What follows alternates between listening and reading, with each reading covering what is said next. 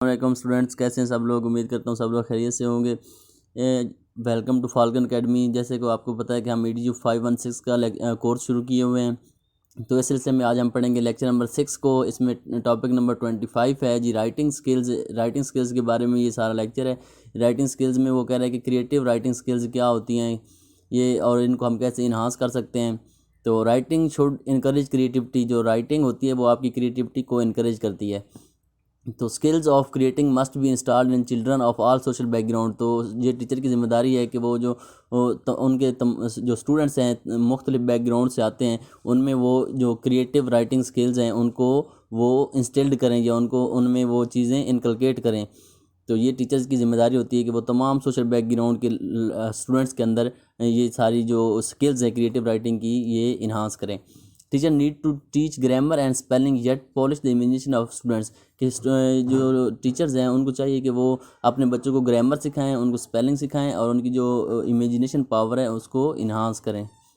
उसके बाद teacher should be taught to note down creative ideas whenever they come to their mind.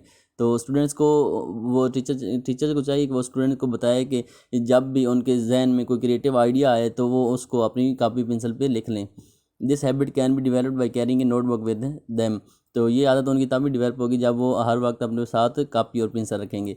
तो मकसद इसका ये है कि क्रिएटिव राइटिंग स्किल्स को आपने अपने स्टूडेंट्स के अंदर इन्हांस करना है, उनको सिखानी है, क्रिएटिव राइटिंग स्किल सिखानी है। और इसके लिए बेहतर है कि आप उनको कहें कि आपके जहन में कोई भी क्रिएटिव आइडिया आए तो आप उसको अपनी कापी पेंसिल पे लिख लें। तो ये हो गया टॉपिक नंबर 25। आगे चलते हैं, टॉपिक नंबर 26 है, ये भी राइटिंग स्किल्स के बारे में है। राइटिंग स्किल्स में फर्दर ये बता रहे हैं ग्रामर क्या होती है और वोकेबलरी क्या होती है।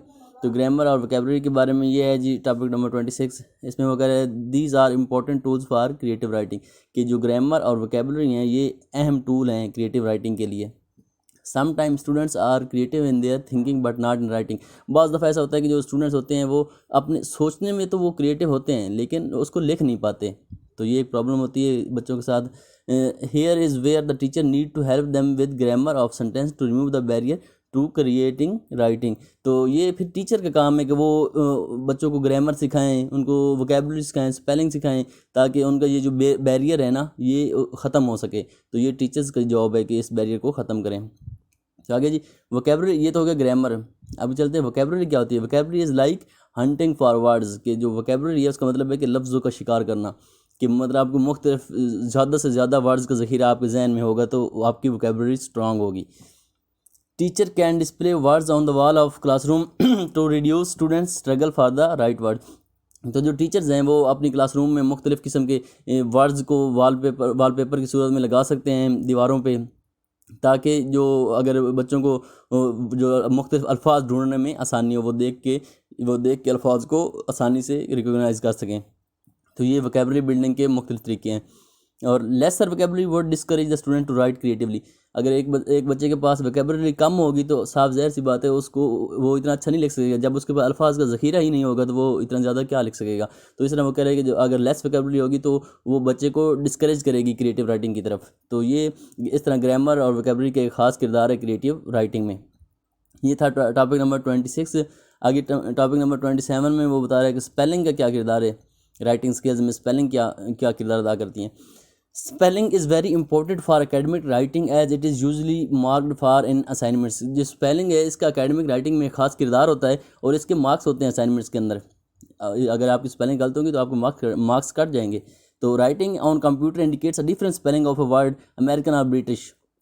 कि जब आप कंप्यूटर पे लिखते हैं तो उसमें दो तरह की इंग्लिश होती है, एक ब्रिटिश होती है और एक अमेरिकन एसेंट होता है। तो जो the teacher should agreed both as correct and acceptable. तो टीचर्स को चाहिए कि वो दोनों को सही तस्वर करे और एक्सेप्ट करे।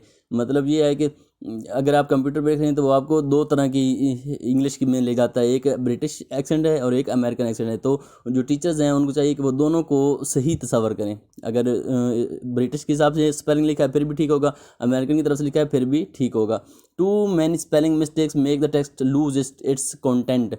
अगर आपके एक टेक्स्ट में बहुत ज़्यादा स्पेलिंग मिस्टेक्स हैं तो आपका जो कंटेंट है, आपका जो आप कहना चाह रहे हैं तो वो लूज़ हो जाएगा। कंटेंट उसका लूज़ कैसे होगा, मतलब वो समझ नहीं आएगा। जब उसकी स्पेलिंग की इतनी ज़्यादा गलतियाँ होंगी तो वो अपना मकसद बयान नहीं कर सकेगा जो आपका टेक्स्ट होगा। तो इसलिए स्पेलिंग की एक ख़ास इंपॉर्टेंस है। The assessment criteria should be fair.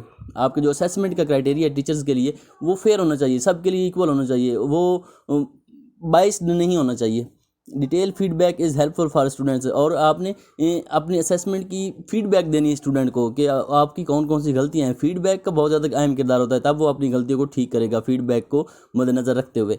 What is right should be given credit for. और जो चीज़ सही है उसे उसका क्रेडिट मिलना चाहिए। तो ये बहुत ज़्यादा ज़रूरी है कि आपने जो ठीक चीज़ है उसका आपने क्रेडिट देना है। तो इस तरह ये आपका टॉपिक नंबर 27 भी कंप्लीट हो गया। इसके साथ आपका लेक्चर नंबर 6 कंप्लीट हो गया। इसमें ये 3 टॉपिक हैं आसान आसान से, कि स्पेलिंग का क्या किरदार है इसमें, और राइटिंग स्किल्स क्या होती है, क्रिएटिव राइटिंग स्किल्स क्या होती हैं, और ग्रामर एंड वोकैबुलरी का क्या किरदार है, और स्पेलिंग का क्या किरदार है। ये बहुत आसान लेक्चर है आपका, उम्मीद है समझ आ गई होगी। अगर आपके कोई क्वेश्चन है तो आप कमेंट सेक्शन में बता सकते हैं। ख्याल रखिएगा। अल्लाह हाफिज़।